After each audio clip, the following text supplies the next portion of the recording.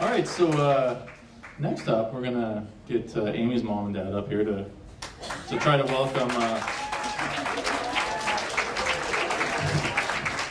welcome Peter to the family.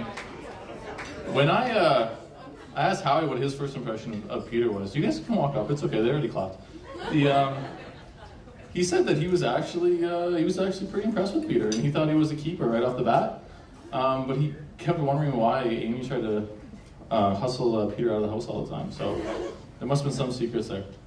He also said about Amy that out of all of his daughters, sorry guys, that Amy is absolutely his favorite oldest. All right, you guys turn them over to them. Here you go.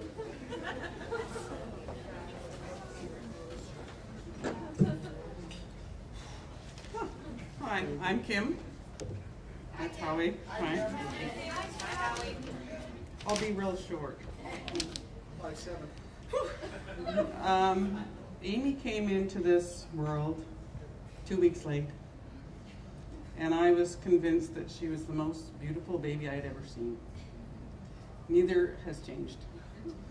She's still late, and she's still beautiful. Amy and Peter are just a match made in heaven, I think. They're both so much alike. Strength and determination. Both of them left very good jobs to go back and pursue their dreams, and they're both doing so well. And you know, Amy just graduated, and Peter's striving to be a doctor, and it's just, we're both so proud. Peter, I don't think we could have asked for anyone better from our daughter. You're kind, you're smart, you're funny, you know how to budget. and you love our daughter, so welcome to this huge family that you've come into here, and welcome.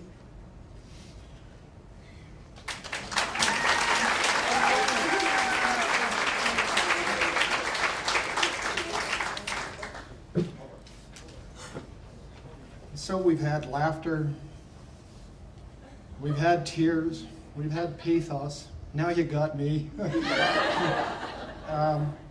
I don't normally write down a speech, but the betting line in my office is that I'm going to turn into a puddle up here, and I'm going to try and prove them wrong. So I put my speech down into words. So it's just about 16 pages, so just bear with me. That's a drink ticket from the last wedding I was there. Howie, talk to the mic. I can't hear you back there. Imagine Lee asking me to talk louder than her. So, good evening. For those who don't know me, I'm Howie Wood, the very proud father of my favorite oldest daughter, Amy. What a great day. My late father and Amy's paternal grandfather, Howard Wood Jr., would have been on cloud nine, what with the Blue Bombers in first place, the return of the Winnipeg Jets, and his very special granddaughter getting married all on the same weekend. What else could you ask for? There are so many wonderful things I could tell you about Amy, but I'm on the clock. So I'll share with you just a few of those moments. First of all, we'll start with Amy's birth, and we'll work up through age 31. As Kim alluded to, Amy's birth was a miracle for her mother and I, followed by the long car rides around the perimeter at 2:00 a.m. so that she'd finally fall asleep. Thank you, Amy, for that memory. Moving on to grad school at Garden Grove, where she would march down that aisle to the principal's office, demanding of him if he knew just what the heck was going on down there in her class. Those were the first signs of Amy's challenging the establishment, and good on her.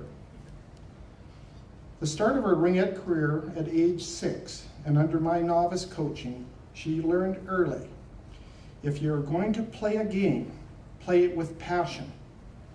And in the sage words of Coach George Scott, if you want to have fun, then go to the circus.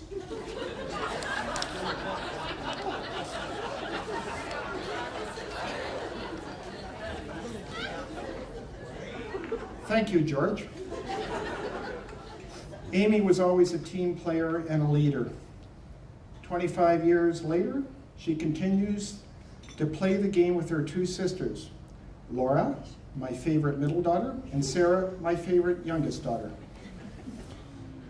In the days where many parents cringed at attending school plays, Amy and her best friend Lee put on an all-star performance in the trial of the big bad wolf. We have kept video proof for those who doubt this, and will show it if you demand. Going on into high school, Amy was inspired by a teacher at Sisler High, recognizing Amy's gift for science and willingness to take on challenges. He encouraged her to enter the Women in Technology program, which eventually led to her entering civil technology, and then years later go back to complete her engineering degree. As part of this program, she was able to represent and nominated to represent her high school in Vancouver on the weekend of her 18th birthday. She decided against the normal 18th birthday bash celebrations with her family, or in friends. Family second, friends first on that. And proudly represented her school in Vancouver instead. And I always thought that was a pretty darn mature for someone that young. So again, a great memory, Amy. Amy's decision to leave her career at Tower Engineering and return to school to go after her degree in engineering was met with cautious optimism on her parents' part. To which she stated, "Dad, if I don't do this now, I may regret it the rest of my life." Our response, "You go, girl, and we'll be there for you." You know, I look back and I say, what a great life lesson for a child to give back to her parents. And we thank you for that. Now, here's Peter. And then there he is. Wow. As Kim already mentioned, we couldn't be prouder to welcome Peter into our family. He is so gifted and so perfect for her. And to Peter's parents, Grace and Roman, a big welcome to you, to our family. We look forward to very many happy reunions with you in the coming years. Amy, we don't say this enough, but I really want the world to know how much we love you and are so very proud of the beautiful, intelligent woman that you have become. And we couldn't wish any more happiness for you and Peter. All the best to you. Thank you.